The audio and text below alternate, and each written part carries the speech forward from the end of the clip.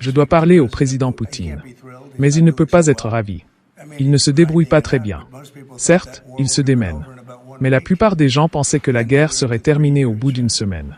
Et maintenant, c'est parti pour 3 ans. Il ne peut donc pas être ravi. Cela ne lui donne pas une très bonne image. Zelensky veut conclure un accord. Je ne sais pas si c'est ce que veut Poutine. Peut-être pas. Mais il le devrait. Je pense qu'il détruit la Russie en ne concluant pas d'accord. Je pense que la Russie va avoir de gros problèmes. Il suffit de jeter un coup d'œil à son économie et à l'inflation. J'espère donc que je m'entendrai très bien avec lui. Et j'espère qu'il voudra conclure un accord. Des sanctions américaines contre la Russie? Oui, c'est possible. Sanctions ou tarifs douaniers? Je pense que le terme tarif est plus approprié, ça maintiendra le dollar plus fort. Je n'aurai d'autre choix que d'imposer des niveaux élevés de taxes, de droits de douane et de sanctions sur tout ce qui est vendu par la Russie aux États-Unis et à d'autres pays. Suite aux déclarations du président Donald Trump, la réaction de la Russie et du président Poutine ne s'est pas fait attendre. Mais avant d'approfondir le sujet, je vous invite à soutenir la chaîne en devenant membre. Cela nous permettra de vous proposer encore plus de contenu de qualité. Pour cela, cliquez simplement sur le lien en description ou sur celui qui apparaît en haut à droite de l'écran. Tout d'abord, je tiens à dire que la Russie n'a jamais refusé les contacts avec l'administration des États-Unis, et ce n'est pas de notre faute si l'administration précédente a refusé ces contacts. Avec le président actuel des États-Unis, j'ai toujours eu des relations professionnelles, exclusivement professionnelles, mais en même temps, je dirais, soit dramatiques, soit basées sur une certaine confiance. Je ne peux pas ne pas être d'accord avec lui lorsqu'il dit que s'il avait été président et si en 2020 on ne lui avait pas volé la victoire, alors peut-être que la crise en Ukraine qui a éclaté en 2022 n'aurait pas eu lieu. Cependant, il est bien connu que Trump, en tant que président, avait également imposé un grand nombre de restrictions et de sanctions contre la Russie, plus que jamais auparavant. Je ne pense pas que ces décisions correspondaient aux intérêts non seulement de la Russie, mais aussi des États-Unis eux-mêmes. D'ailleurs, Biden a repris le flambeau en imposant encore plus de restrictions, et les résultats sont connus. De nombreuses décisions ont été préjudiciables à l'économie américaine elle-même. Par exemple, affaiblir la puissance du dollar.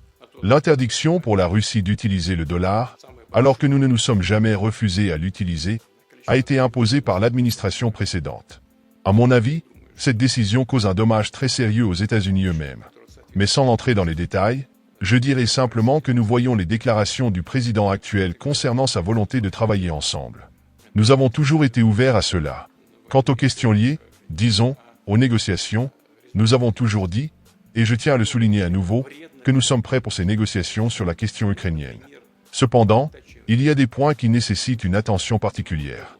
Par exemple, le chef actuel du régime de Kiev, lorsqu'il était encore un chef d'État relativement légitime, a signé un décret interdisant toute négociation.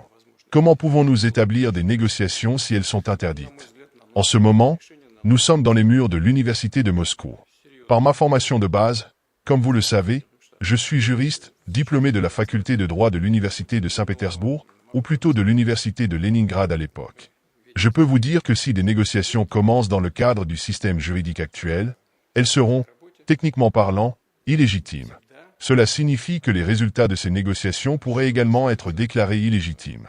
Le régime actuel de Kiev reçoit volontiers des centaines de milliards de ses sponsors, excusez l'expression familière. Pour la simplicité des expressions populaires, comme on dit chez nous, ils dévorent avec plaisir ces centaines de milliards en échange de promesses, mais ils n'ont aucune hâte à suivre les instructions de leurs sponsors. Et nous savons qu'il y a de telles instructions.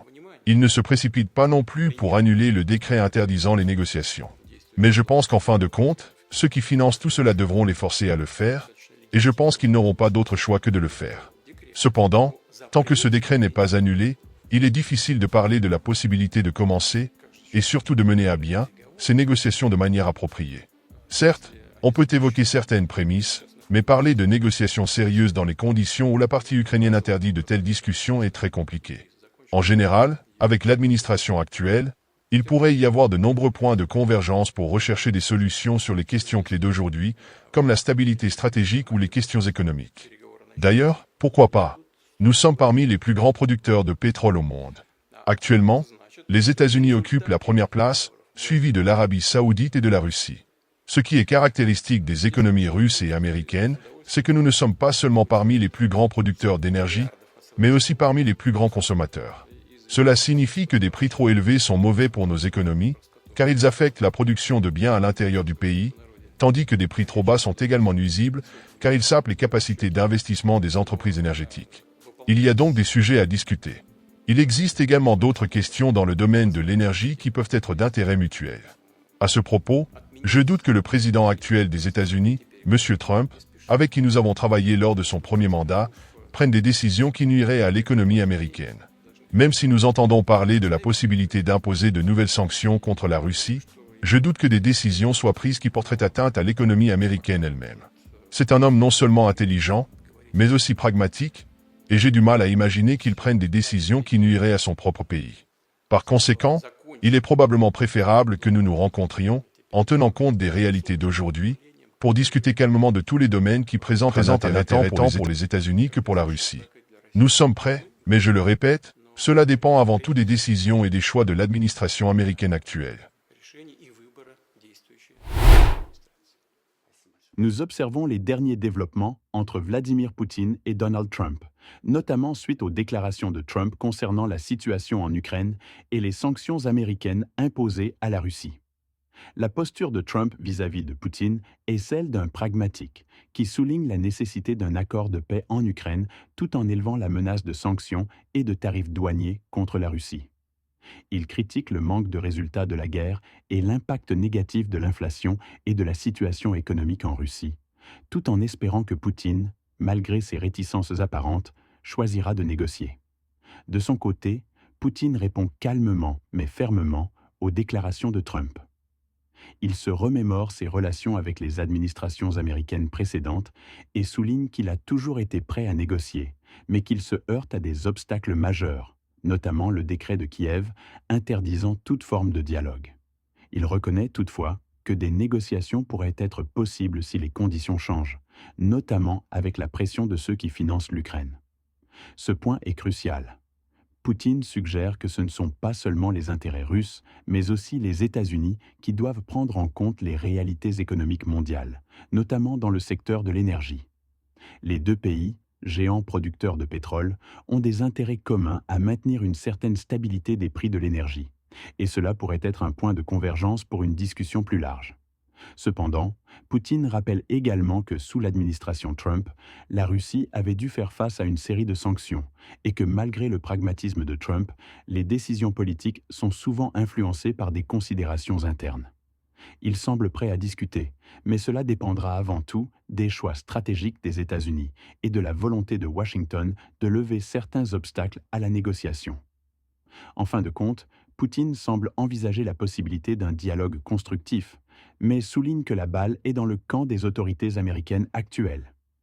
Ce qui ressort de cette situation, c'est l'importance des relations bilatérales entre les deux nations.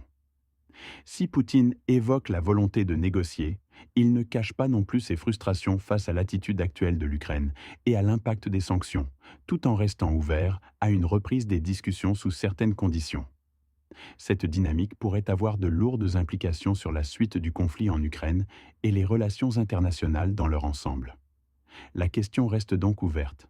Les États-Unis et la Russie arriveront-ils à surmonter leurs divergences et à trouver une issue négociée à la guerre en Ukraine ? Ce dialogue entre Trump et Poutine pourrait bien devenir l'un des éléments clés pour l'avenir de la paix mondiale. En conclusion, la situation entre Vladimir Poutine et Donald Trump reste complexe, mais elle offre également des perspectives de dialogue et de négociation. Les enjeux géopolitiques et économiques, notamment dans le secteur de l'énergie, montrent qu'il existe des points de convergence entre les deux nations. Mais les obstacles demeurent, particulièrement du côté ukrainien, et des décisions prises par l'administration actuelle. Le rôle des États-Unis dans cette dynamique pourrait être déterminant pour l'avenir de la paix en Ukraine et des relations internationales en général. Et vous, quel est votre avis sur cette situation ? Pensez-vous qu'une négociation entre la Russie et l'Ukraine est encore possible, ou que les sanctions et la pression économique sont des leviers suffisants pour amener Poutine à la table des négociations ? Laissez vos commentaires ci-dessous et partagez votre point de vue sur la façon dont cette crise pourrait évoluer. Nous serions ravis de connaître votre opinion sur ce sujet crucial. N'oubliez pas de vous abonner à la chaîne pour rester informé des dernières analyses sur ce dossier et bien d'autres. À très bientôt.